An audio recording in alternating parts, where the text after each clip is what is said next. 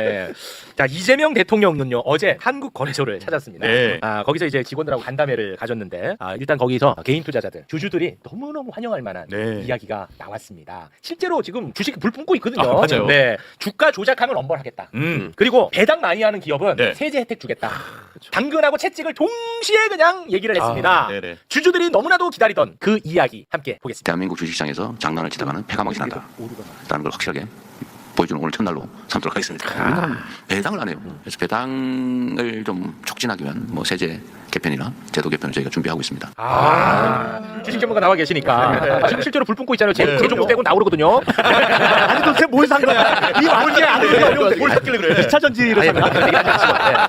자, 이거 진짜 너무나 기본적인 건데 대통령이 굉장히 강하게 딱 메시지를 낸 것 자체가 시장에 반영된 거예요. 사실은 대선 이후에 지금 200 몇십 포인트가 오른 거예요. 단기간 내에. 네. 사실은 두 달 동안 지금 거의 500포인트 이상 오른 거예요. 그러니까 윤석열 파면되고 대선이 확정된 이후로 지금 2,400부터 2,900이 넘게 쫙 올랐으니까 네. 많이 오른 거고 예. 지금 대통령께서 언급하신 그 배당과 관련된 거는 배당소득 분리과세라고 해서 우리가 금융소득, 배당, 이자 뭐 이런 거가 1년에 2천만 원이 넘으면 종합과세 됩니다. 종합소득으로.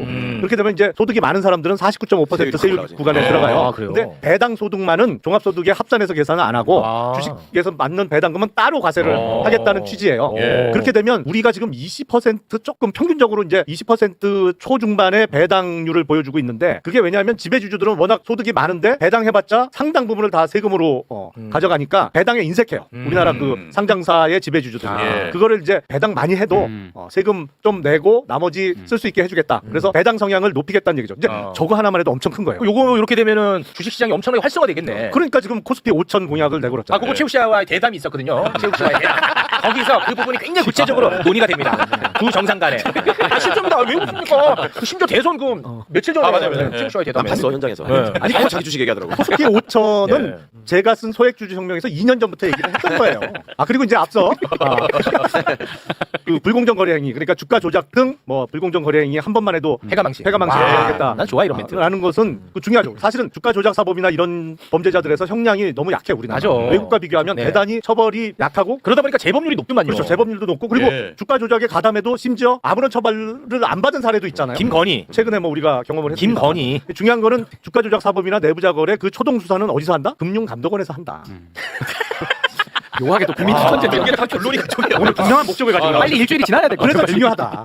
그 말씀 드리는 거죠. 아니 내가 뭐 사실과 다른 얘기를 하나도 안 했어요. 거기 네. 특별사법 경찰관리가 있어요. 공감원에. 야, 지금 이건 나는 지금 주식 투자를 하고 있으니까 네네네. 와 이거 보는데 미치겠더라고. 이거 너무 좋고 시장이 또 이걸 정확하게 반영하고 있고. 우리가 주식 투자를 하는 국민이 한 1,400만 된다 그러잖아요. 대통령이 말 한마디로 국민들한테 지금 현금 준 거랑 똑같은 거예요. 그렇죠. 쫙 늘어나고 있잖아요. 네. 자산이. 그리고 네. 부동산으로 너무 집중돼 있어가지고 우리가 여러 가지가 정책도 왜곡되고 경제 현상이 왜곡되는 게 맞습니다. 많은데 그것도 시정할 수 있다는 거를 지금 저렇게 얘기하는 거예요. 네. 그러니까 주가가 꼭 오르지 않더라도 배당을 통해서 또 소득이 생길 수 있다는 예. 거니까 열어주는 거니까. 네. 아니 제가 진짜 그간에 무슨 돈이 생기면 저는 그 돈을 항상 변제로만 사용을 해봤지 투자를 해본 적이 그냥 지금 내가 주식을 사고 싶더라니까. 맞아. 정말로 내 진짜 그런 욕구가 생겼어요. 네. 그 와중에 이제 잘 아는 애들하고 이것도 김영남 같은 선수하고 얘기를 해야지.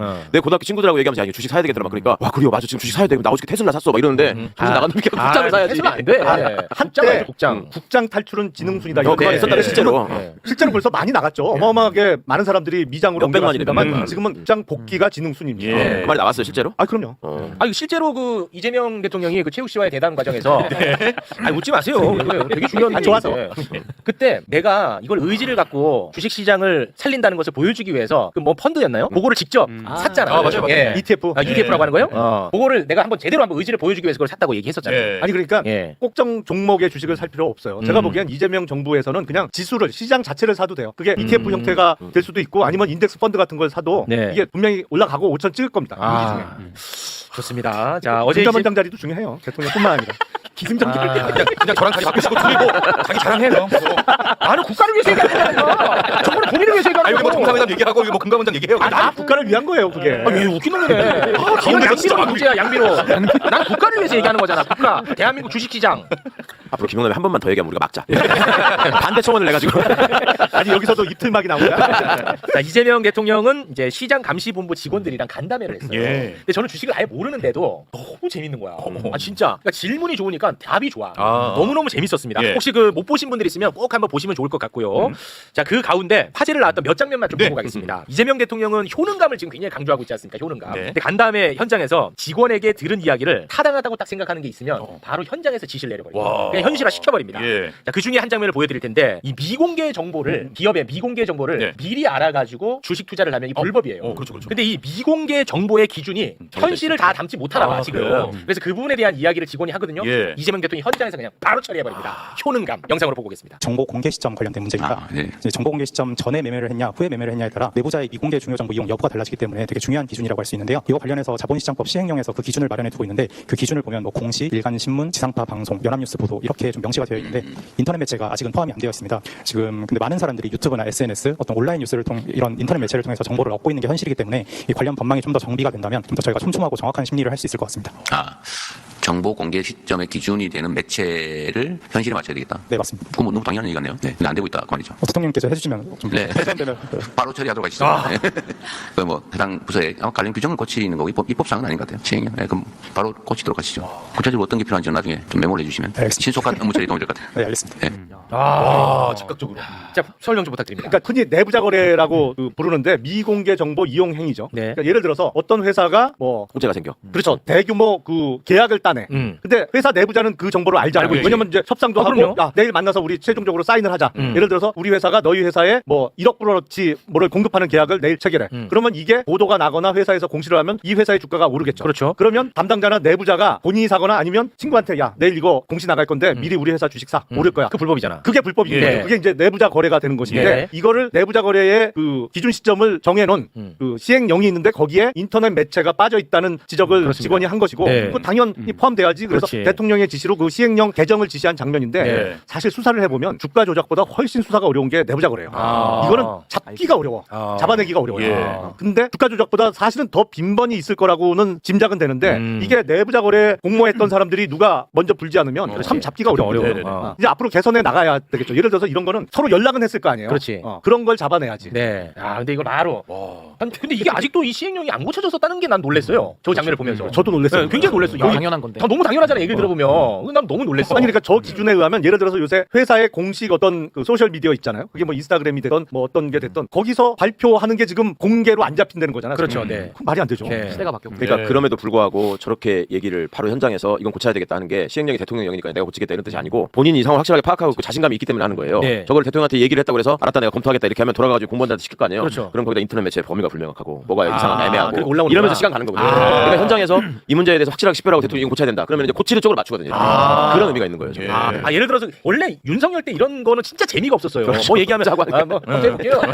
근데 그렇게 되면은 원래 안 하던 방식에 대한 그렇죠. 이유를 보고를 올리면 결국은 안 고쳐진다. 그렇죠. 예. 그리고 그 딱 윤석열 정부 같은 데서는 그 공직자들이 무슨 걱정을 하냐면 아, 중요한 저렇게 얘기네. 됐을 때 검토한다고 했는데 저희가 봐도 이거 고쳐야 됩니다라고 올리면 문책 당할까봐 검사 정권이니까 야 왜 여태까지 이렇게 했어 이 말 나올까봐 무서워서 그것도 못 하거든. 가진 이유를 달아서 네. 현실이 이렇고 뭐가 애매하고 이렇게 하는 건데 저게 되게 아니 중요한 그리고 거죠. 일단 듣는 사람이 이해를 해야 되잖아요. 그렇죠. 그럼 알아야지. 윤석열 정부 때 뭐 경제 관련한 유명한 유튜버가 네. 코리아 디스카운트 맞아. 얘기를 했더니 엉뚱한 얘기했어. 상속세 때문에 아, 아니 이해도가 너무 떨어져. 너무 떨어져. 아니 그러고 질문한 사람 또 공격했잖아. 왜 윤석열 곤란하게 그런 질문을 하는 거야. 아니 근데 대화라는 게 지금 우리 이재명 대통령 하시는 일 보면 대화의 모습을 우리가 옆에서 관전을 네, 하잖아요. 네. 이해가 되잖아요. 누가 네. 어떤 말을 하고 어떤 대답을 하고. 근데 윤석열 시대를 좀 조금만 복귀해 보면 혼자서 진짜 99%를 그럼. 얘기를 하는데 네. 대화의 기승전결도 없고 뭐 이 얘기했다가 저 얘기했다가 맞아. 자기 아는 얘기만 하다 보니까 네. 대화가 불가능했는데 이제는 명실상부하게 대화를 그냥 그러니까요. 의소통이죠. 예. 만약에 윤석열이 저 자리에 있었다. 미공개 정보의 기준 현실화돼야 된다고 하면 아 그거는 그 반국가 세력 때문에 현실적으로 그런 부분이 좀 있어요. 반국가 세력. 그리고 그 얘기도 하죠. 내가 그때 수사 해봐서 아는데 이 얘기도 깐다고. 수사 하나 한 건 해봤겠지. 그러니까 하나 해보고 다 아는 것처럼 얘기를 하기 때문에 대화가 안 되는 저 거예요. 앞에 그 좀 젊은 과장 한 분이 먼저 질문하는 걸 제가 현장 그 방송하는 거 봤는데 이분이 대통령한테 질문을 해야 되니까 굉장히 준비돼 있어요. 조금 있어요? 보겠습니다. 네. 갑니다. 자 이재명 대통령을 악마화하는 자들 어차피 교화 안 됩니다. 네. 기자들은. 그런데 그 악마화 프레임에 나도 모르게 빠져 있는 사람들도 많아. 그러니까 이런 분들은 이제 좀 벗어나야 된다. 네네. 대한민국 대통령 됐잖아. 조금만 관심 갖고 이재명 대통령 행보를 따라가면서 그 장면을 보면은 그 악마 프레임에서 무조건 벗어난다고 봅니다. 네. 아 저는 이 장면도 그런 벗어나는데 좀 도움이 된다고 봐요. 탈권위의 모습 함께 보시죠. 안녕하십니까 대통령님. 저는 감시심의부에서 근무하고 있는 박수홍 과장입니다. 이렇게 대통령님을 만나뵙게 돼서 영광스럽고 또 한편으로 제가 처음 진행을 하다 보니 말씀을 드리다 보니까 좀 긴장되는 면도 있습니다. 네, 편하게 하세요. 저희 형이 다리 생각합니다. 알겠습니다. 옛날에 군대 사단장이 나보고 형이라고 생각해. 그런 거지. 그러면 이제 따로 불러가서 진짜 형이라고 불러. 형! 그러면 이제 상병 형이 불러. 야 군대 장난. 영창이야 영창. 그래도 우리 최욱 씨의 태도하고 또 너무 대비되잖아요. 굉장히 긴장하면서 예의 바르게 얘기하잖아. 최욱 씨 전화 좀 하지 마세요. 아니, 전화가 식사. 아니 그 번호 모릅니다. 말 나온 김에 재명이 형한테 전화 한 통 넣어봐요. 형이라고 부르려고 했잖아. 아 댓글 다세요. 아왜 자꾸 뭐 청탁하지 마요. 아니 무슨 내가 언제 청탁 전화를 저는 양이 하냐고. 중요한 게 아니에요. 검증을 해야지 지금.